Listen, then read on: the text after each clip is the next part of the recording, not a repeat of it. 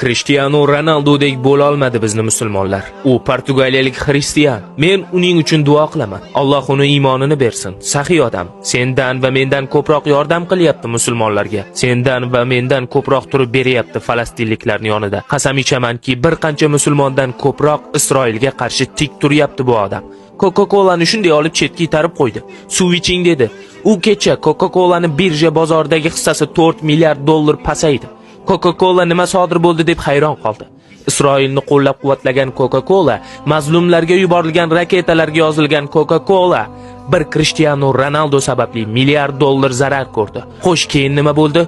Uni haydashdi. Hozir Saudiya Arabistoni ligasida o'ynayapti, ammo Allohning rejasi bor. Hozir u haqida Allohning rejasi amalga oshyapti. Alloh azza va jalla uni u yerga jo'natdi.